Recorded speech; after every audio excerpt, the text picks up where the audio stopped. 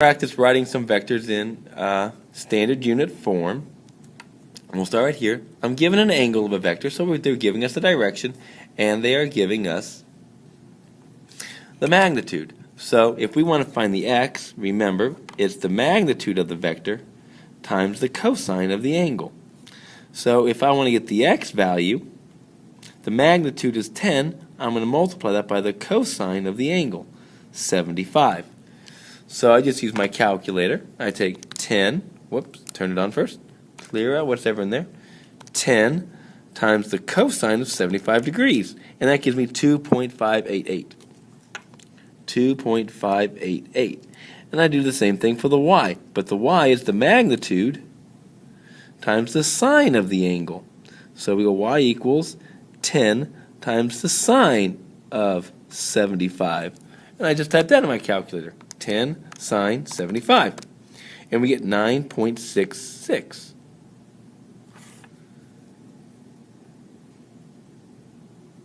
So if I wanted to write my vector now, I could write vector w in component form as 2.588 units in the I direction. So it's going over 2.88 units. So like, look, it's just right triangle trigonometry. This stuff is so easy to do.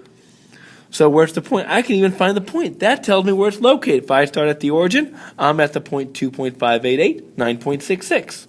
So we can actually write these. It's just right triangle trigonometry. All right, what I would like you to do real quickly is to try numbers 2 and 3 on your own, okay? And and we'll go over number 3 in just a minute. We waited. All right. So let's take a look at number 3 together. I'll let you guys finish up number 2, then make sure you get that one done. But I do want to go over number 3 with you because this is one we should know. Let's take a look at what if we have a known value. So I want to find my x. It says 4 cosine of 60 degrees. Well, we know what the cosine of 60 degrees is. That's pi over 3 cosine 1/2. That gives us 2. Y equals 4 sine of 60 degrees. Well, that's 4 times the square root of 3 over 2, which is 2 root 3. Now, basically what this meant, if I'm starting at the origin, remember, 0, 0, we are ending at the point 2 times 2 root 3. That's where it's at. And when we get the polars, we're going to graph these weird shapes like this, and we need to understand how we can rewrite points in terms of their trig functions, trig values. So, in other words, we went over 2 units this way and up 2 root 3 units right there. All right, so but anyways, we wanted to write this in standard unit. So this would be 2i, vector v, would be 2i plus 2 root 3j. Up here, what's happened to you? Your x component should be negative, but your y component will still be positive. All right, so let's go on down here. The sum of vectors, how we add vectors together. So, doggone it. We had to actually find number 2 here. Okay, 0. Let's do number 2 because we need it from below here. I messed up. So, to get x, you should have 6 cosine 135, y 6 sine of 135. So, we're going to type this in, 6 cosine 135. I know that one, but I'm just going to use my calculator. We get negative 4.243, and if I go 6 sine 135, we get 4.243. So we're going to get negative, so vector u is negative 4.243 in the I direction plus 4.243 in the j direction. Now these are basically the same absolute values because it's a 45 degree angle. They're the same. Why is it negative? Because we're in the second quadrant, and there's our vector. Sorry, we had to do number 2 because we need it for below here. So let's take a look at these below. All right, I want to add some vectors together, and then they say find the magnitude and direction of each resultant vector. All right, so I want to find these. I'm just going to add them together. V plus W. All right, so we know vector V is 2i plus 2 root 3 j, plus vector w was this 2.588I plus 9.66j. Combining your like terms, the i's are easy, 4.588I plus, oh, I'm going to use my calculator for this one, because I don't know what 2 root 3 is. 2 second square root of 3 plus 9.66, that gives me 13.124. So 13.124 in the j direction. So I'm going to add these together. Now tomorrow we're going to take a look at head to tail method, okay? So that's another way we can add vectors together, but I honestly like this method first. So if I draw this, my resultant vector, because when you do head to tail, you're just looking for the resultant where they wind up anyway. This is much easier to do. I go over 4.588 and I go up 13.124. Using your triangle, the magnitude is easy. That's just the square root of 4.588 squared plus 13.124 squared. And I type those in my calculator, okay? That's going to become the square root of, just use a calculator, 4.8588 squared plus 13.124 squared. Hit enter, and the magnitude is 13.903. That's how long this is, 13.903.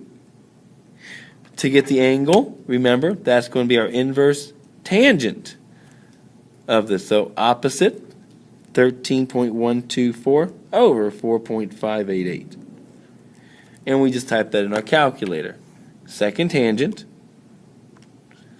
13.124 divided by 5.588. And we get about 70.731 degrees. So 70.731 degrees.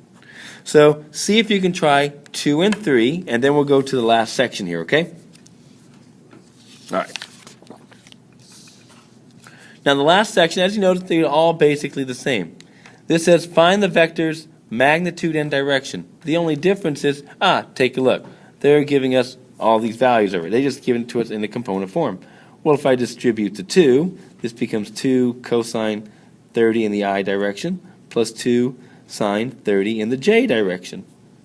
I have two options here. If I want to find the just get the numbers here. What is 2 cosine of 30? Use your calculator.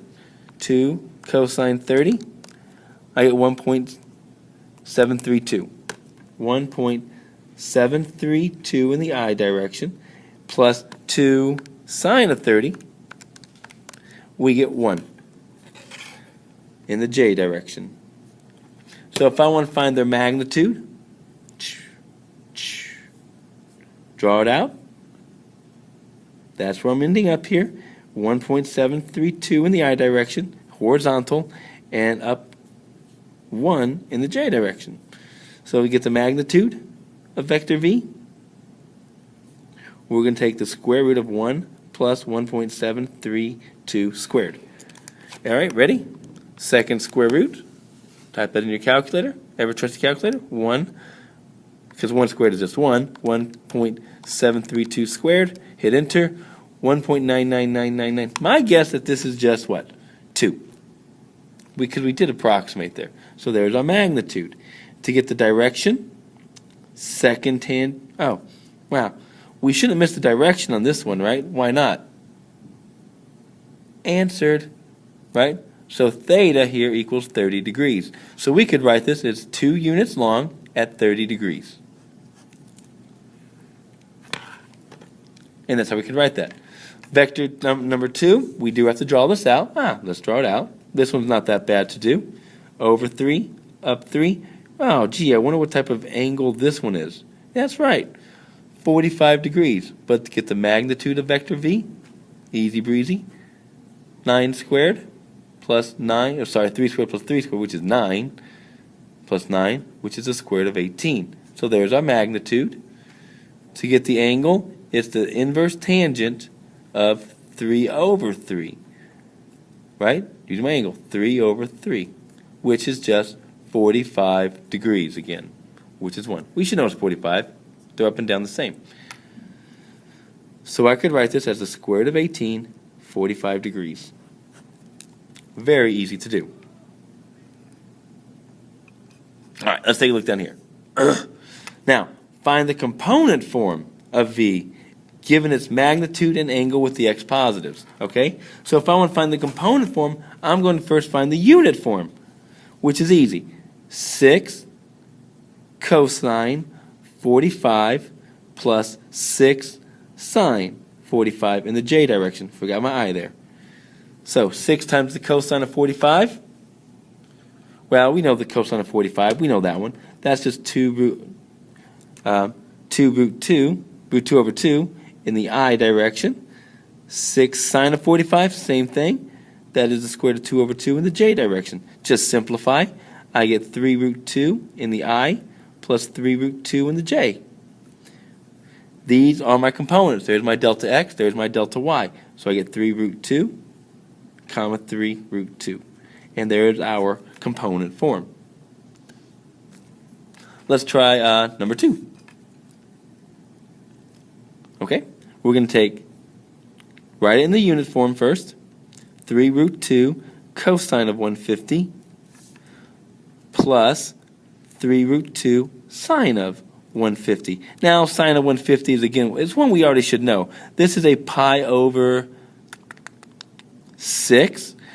So, pi over 6, the cosine of anything pi over 6 is root 3 over 2. And because we're in the second quadrant, that's going to be negative.